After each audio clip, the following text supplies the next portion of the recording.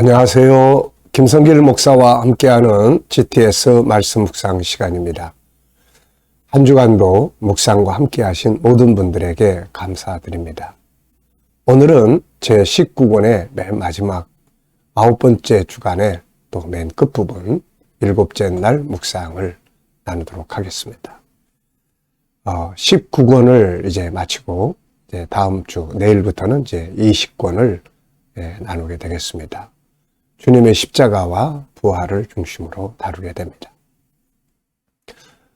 우리가 1, 2월 달은 이제 시작하는 달이었기 때문에 거기에 관계된 말씀들을 함께 나눴습니다.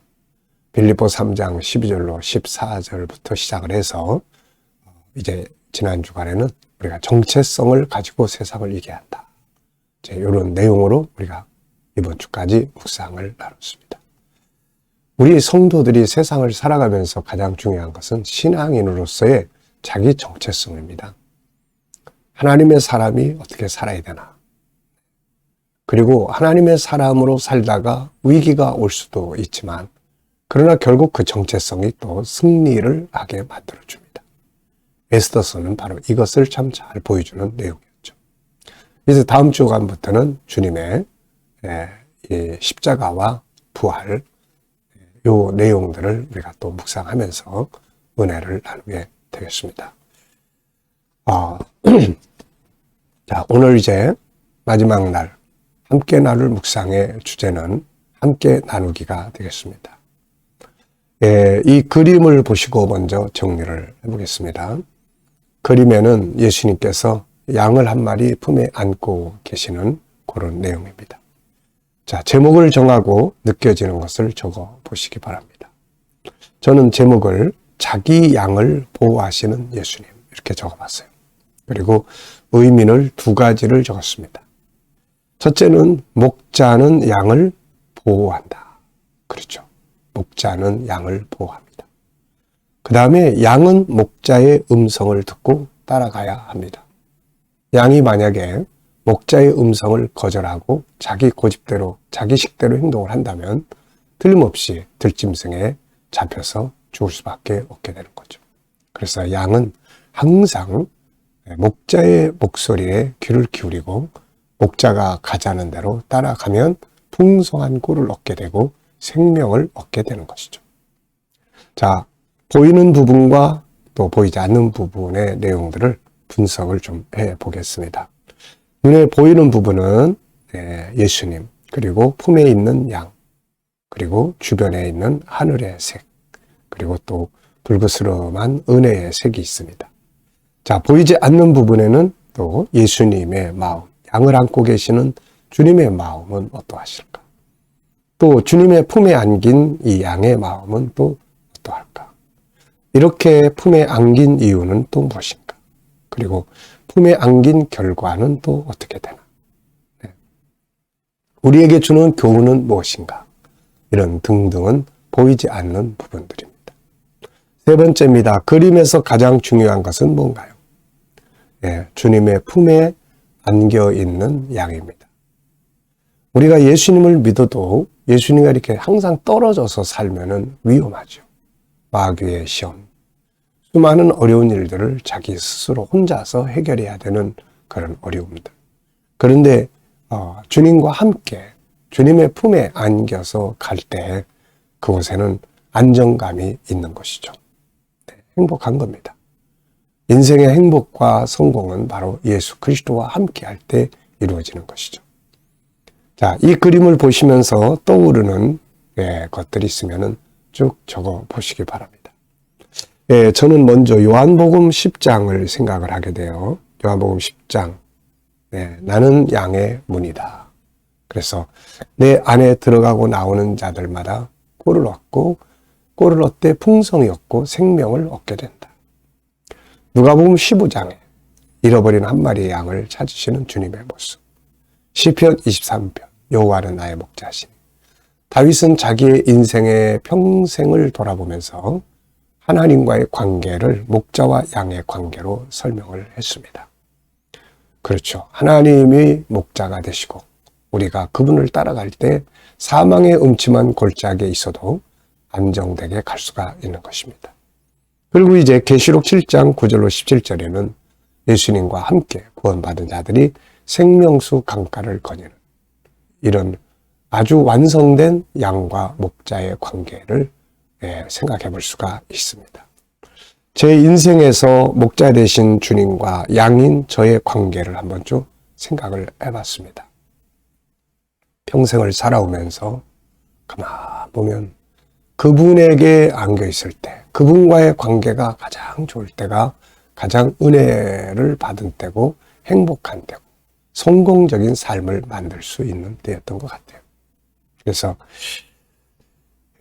제 미래의 삶에 대해서 항상 기도할 때 첫 번째가 더 깊은 영성의 자리로 들어가는 것인데, 이것은 딴 게 아니라 주님과 더 깊은 교통이 있는 삶을 사는 것을 말합니다. 이게 행복인 것 같아요. 자, 상상력 키우기입니다. 이 그림을 가운데 두시고 앞에는 어떤 그림을 그리면 좋을지, 뒤에는 또 어떤 그림을 그리면 좋을지 생각해 보시기 바랍니다. 저는 앞에는 이 방황하는 양, 이리저리 헤매이며 가시에 찔리는 양의 모습을 그려볼 수 있을 것 같고요.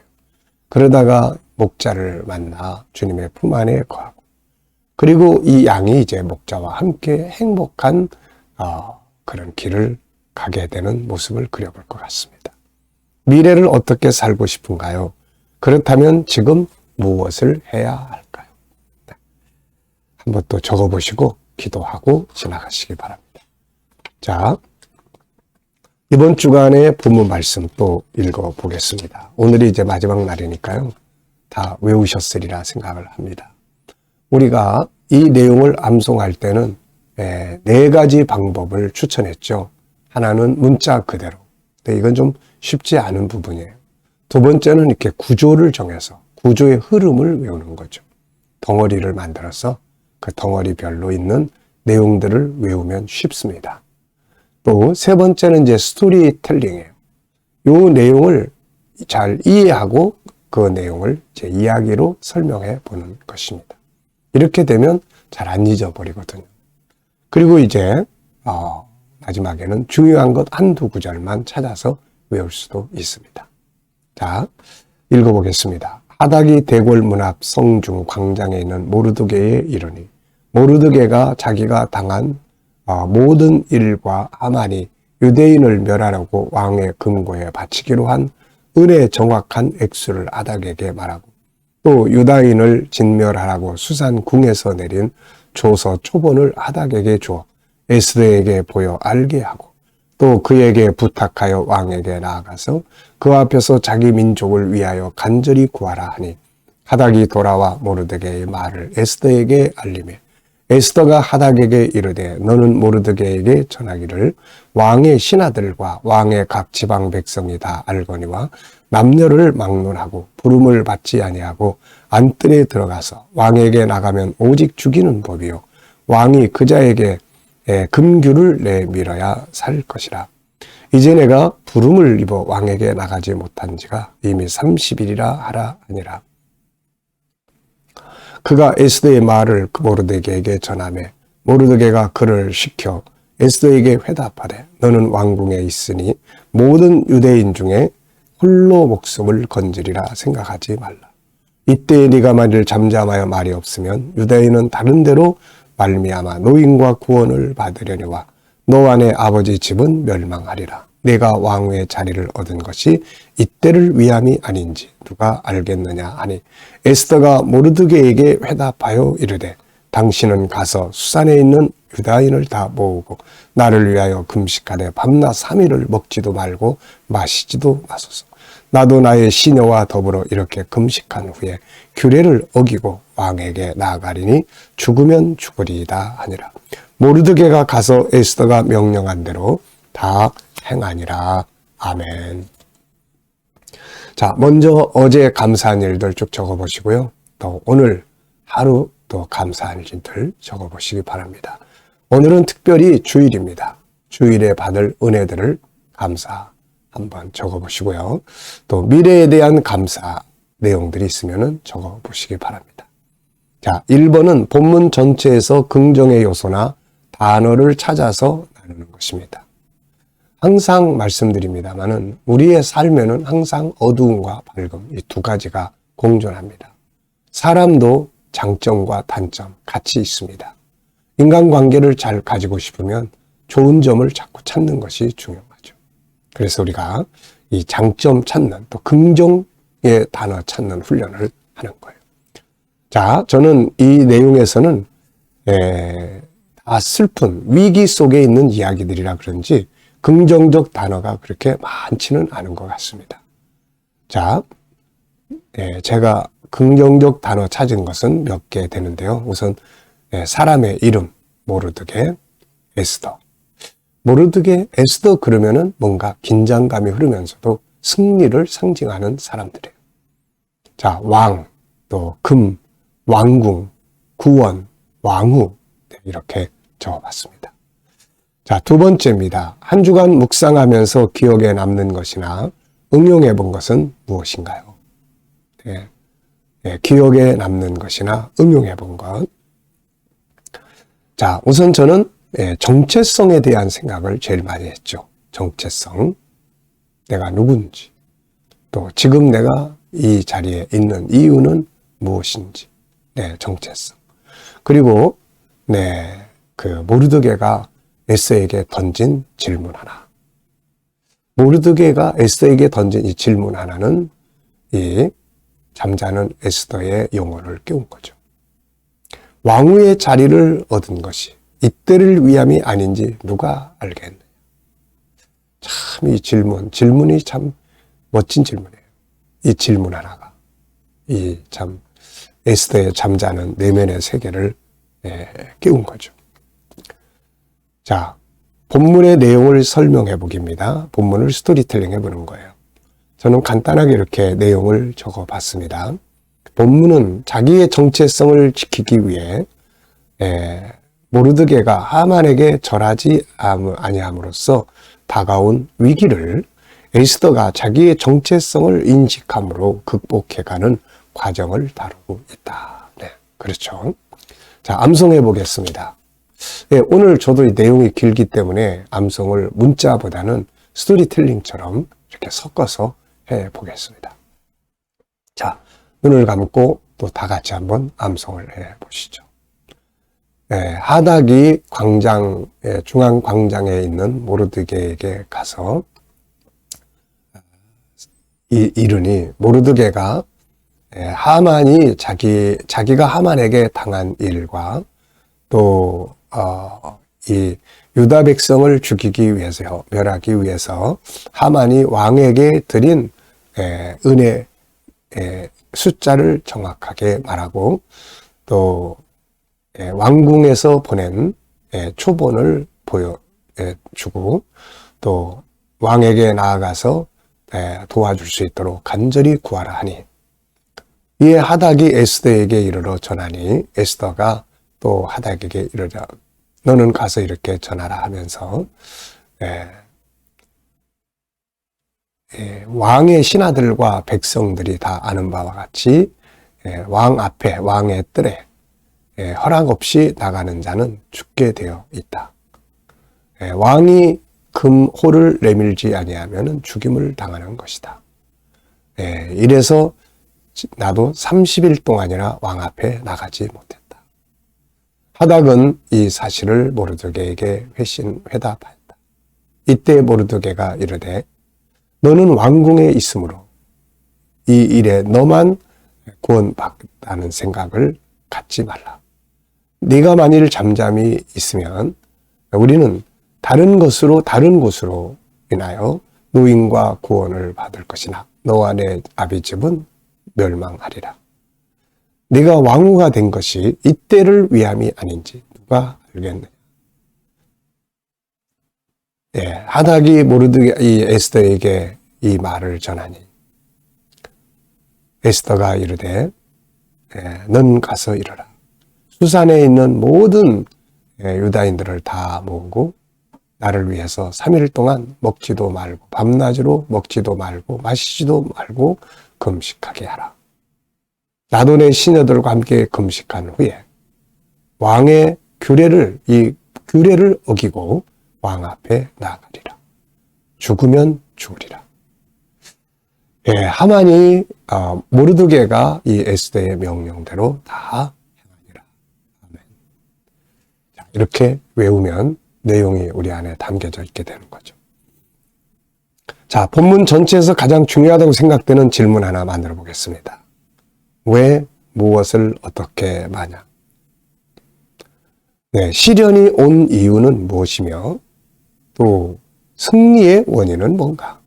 바로 정체성에 있었던 거죠. 자, 7가지 주제로 나눔을 갖고 또 이런 내용들을 가지고 우리 아이들과 함께 토론해 보시기 바랍니다.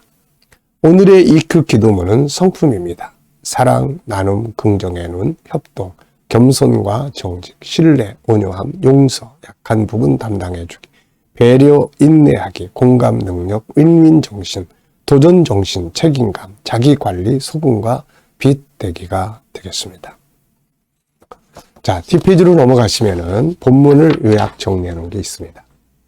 자, 내용 정리. 에스더서는 바사 시대의 사건을 다루고 있어요. 유대인이었던 에스더가 바사 제국의 왕후가 되었던 시대에 있었던 사건이다. 당시 총리는 아말렉의 후손인 하만이라는 사람이었는데 이 사람이 에스더의 사촌오빠였던 모르드게가 머리 숙여 절하지 않음으로써 하만이 모르드게와 유대인들을 모두 죽이려 하였고 이런 상황에서 에스더의 죽으면 죽으리라는 결심과 기도로 오히려 하만과 그 일당을 멸망시키고 모르드게와 유대인들이 존귀하게 된 사건을 다루고 있다. 중요한 것은 다음과 같다. 첫째, 정체성을 지키려고 싸운 모르드게.